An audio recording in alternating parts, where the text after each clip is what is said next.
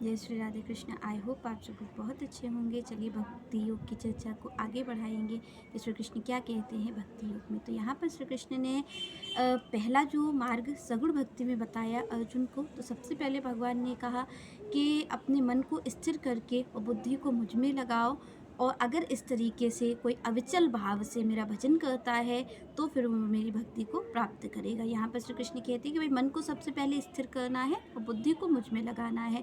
यानी भगवान ने कहा कि ये जो आपकी बुद्धि है इसको विवेकपूर्ण करना है, और विवेक के द्वारा जो अच्छे कार्य हैं, जो धर्मपरायण कार्य हैं, उन कार्यों को करना है। और अगर कोई इस तरीके से कार्य करता है, श्री कृष्ण कहते हैं, उसे मेरी प्राप्ति निश्चित रूप से हो जाएगी।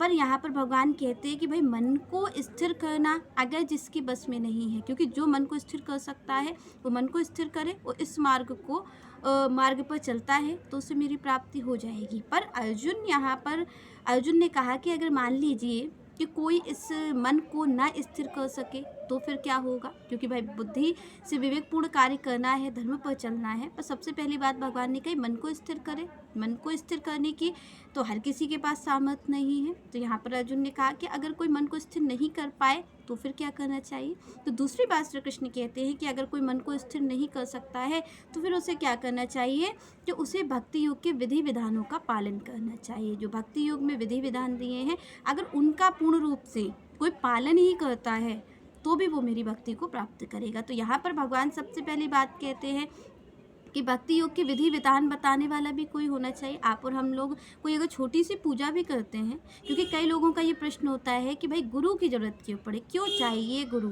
तो यहाँ पर भगवान स्पष्ट रूप से कहते हैं कि भाई भक्ति योग के विधि विधानों का पालन करें। और आप और हम लोग कोई छोटी सी रेसिपी भी अगर आप देखेंगे कोई करते हैं, कोई खाना भी बनाते हैं, तो उसके लिए भी हमें विधि की ज़रूरत पड़ती है कि किस विधि से ये खाना बनेगा, और उस विधि को बताने वाला भी कोई होता है। आप और हम लोग कोई छोटे से भी कार्य को करते हैं, उसकी भी एक विधि होती है। तो जब भगवान की प्राप्ति जैसा कार्य है, इतना श्रेष्ठ कार्य है जिसके ऊपर कोई कार्य ही नहीं है, तो उसको प्राप्त करने के लिए आप और हम कहते हैं कि हमें किसी गुरु की ज़रूरत नहीं है। आपको कोई खाना बनाना है तब आपको गुरु की ज़रूरत पड़ती है। आपको हर कार्य में आप देखिए, कोई भी कार्य आप करें तो भी आपको ज़रूरत पड़ेगी। आप कोई पढ़ाई का कार्य कर रहे हैं, कोई पढ़ाई कर रहे हैं, तब भी आपको गुरु की ज़रूरत पड़ती है। आप कोई खाना बनाते हैं, आप छोटी से छोटी क्रिया देखिए और आप अपने जीवन को देखिए। आज आप और हमने जो सीखा है वो कहीं ना कहीं से लेके ही सीखा है। हम ऊपर से आप और हम सीख के नहीं आए। तो आप कई लोग ऐसे मिलते, वो कहते हैं भाई भक्ति योग में गुरु की क्या ज़रूरत है, जब भगवान की भक्ति हमें करनी है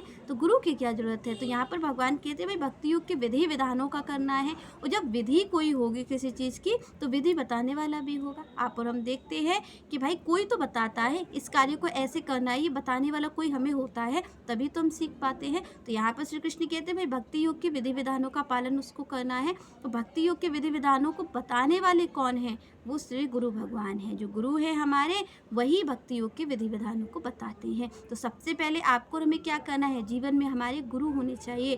कि कोई भी, यहाँ पर संतों ने कहा है कि भवनिधि कोई भी तर नहीं सकता है।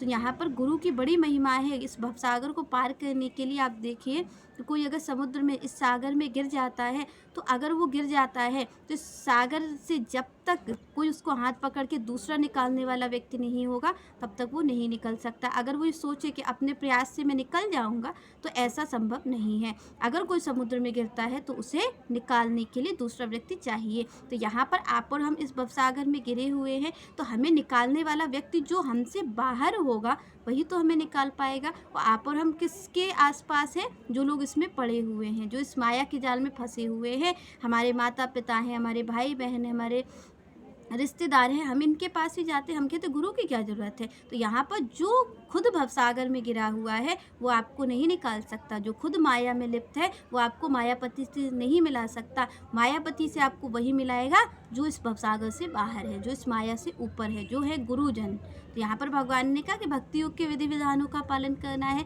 तो उसके लिए सबसे पहले क्या होता है कि गुरु की ज़रूरत है। तो यहाँ पर सबसे पहले गुरु का चयन, भगवान कहते हैं सबसे पहले गुरु होना चाहिए, और फिर गुरु के निर्देश अनुसार जो भी गुरु कहते हैं जैसे कि गुरु कहते हैं कि ब्रह्म मुहूर्त में जागना, तो कई लोग ये कहते हैं कि हम इस चीज़ को नहीं मानेंगे, हम ब्रह्म मुहूर्त में नहीं जाग सकते। तो अगर गुरु का आदेश है तो आपको ब्रह्म मुहूर्त में जागना चाहिए, नियमित रूप से भगवान की सेवा करनी चाहिए, भगवान के लिए भोजन बनाना चाहिए, क्योंकि गुरु कहते हैं आप किसी भी तरीके भगवान में लिप्त रहिए, भगवान के लिए कार्य करिए। तो यहाँ पर भगवान की सेवा करना, भगवान के लिए फूल चुनना, भगवान के लिए भोजन बनाना, भगवान के बर्तन साफ करना, भगवान का श्रृंगार करना, भगवान को शयन करवाना, ये जो क्रियाएं हैं ये गुरु बताते हैं। तो भगवान ने कहा कि भाई ये भक्ति के विधि विधान हैं और ये कोई आपको श्रेष्ठ योग्य गुरु बताएंगे, उनका पालन करना है। और इसके साथ साथ भगवान ने कहा कि भाई 2 चीज़ों पर नियंत्रण रखना है, पहली चीज़ है आँख और दूसरी चीज़ है कान। तो यहाँ पर आँखें आपको भगवान को दे रखनी है कि आँखों से भगवान का दर्शन हो, आप अन्यथा कोई दर्शन ना करें,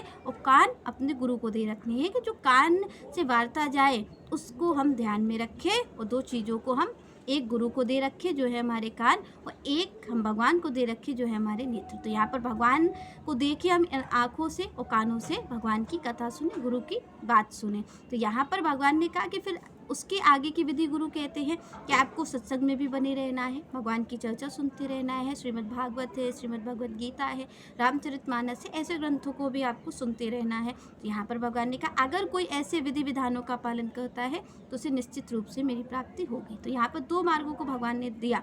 अब मान लीजिए कि अर्जुन ने कहा कि दोनों, मान लीजिए कि कोई मन को नियंत्रित भी नहीं कर सकता, फिर भगवान ने भक्ति योग के विधि विधानों का, तो यहाँ पर भक्ति योग के विधि विधानों को भी अगर कोई व्यक्ति पूरा नहीं कर पाए तो फिर उसके लिए तीसरा मार्ग क्या है। तो यहाँ पर तीसरा मार्ग स्वयं भगवान बताते हैं कि तीसरा मार्ग क्या है, उसे कैसे प्राप्ति होगी। तो यहाँ पर श्री कृष्ण कहते हैं अभ्यासे अपि असमर्था असि मत कर्म परमः भव मत अर्थम अपि कर्माणि कुर्वं सिद्धम अव्याप्ति। तो यहाँ पर भगवान ने कहा कि मान लीजिए कोई मेरे लिए कोई मेरी भक्ति योग के विधि विधानों को नहीं कर सकता है, तो फिर भगवान ने कहा कि फिर उसको क्या करना चाहिए।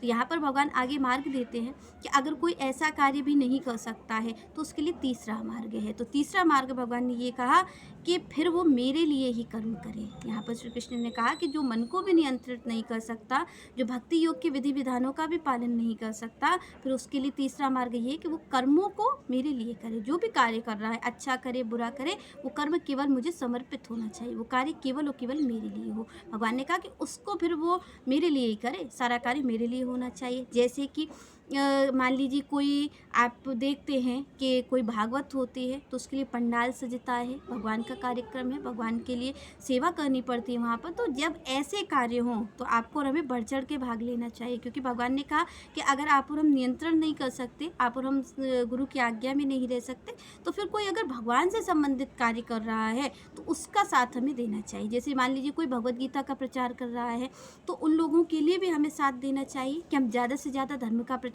करवाएं। अगर हमारे गली मोहल्ले में भागवत हो रही है तो उसमें भी हमें अपना पूरा सहयोग देना चाहिए कि ज़्यादा से ज़्यादा जो अच्छे कार्य हों, जो भागवत है, रामचरितमानस है, इसके लिए हम ज़्यादा से ज़्यादा डोनेशन दें, जिससे से ज़्यादा भगवान का प्रचार हो सके। जो भी हम कर सकते हैं वो हमें करना चाहिए। तो यहाँ पर श्री कृष्ण ने कहा कि अगर कोई इन 2 मार्गों पर नहीं चल सकता है तो उसे फिर मेरे लिए कर्म करना है। जो भी धर्मपरायण कर्म हो आप वो करने की कोशिश करें, भगवान के लिए कार्य करने की कोशिश करें, जिससे कि भगवान ने कहा कि अगर कोई इस तरीके से भी मेरे लिए कार्य करता है, जैसे कोई मेरे भक्ति मार्ग में चल रहा है, जैसे संत हैं, आपके हमारे द्वार पे संत आ जाए तो हम संतों की सेवा करें, संतों को जो भी दान की, जैसे कि संत यज्ञ की कहते हैं, तो उस यज्ञ के लिए हमने जो दान हो सके हम उसको देने की कोशिश करें, संतों का सम्मान करें, संतों की सहायता करें। कोई धर्म का कार्य हो रहा है, हमारे यहाँ कोई कथा भागवत हो रही है तो उसमें हम बढ़ चढ़ के हिस्सा लें, उसका भी सहयोग करें। तो इस तरीके से अगर कोई भगवान के लिए कार्य करता है तो श्री कृष्ण कहते हैं उसे भी मेरी प्राप्ति निश्चित रूप से हो सकेगी। चलिए नेक्स्ट चर्चा हम नेक्स्ट वीडियो में करेंगे। तब तक के लिए जय श्री राधे, जय श्री कृष्ण।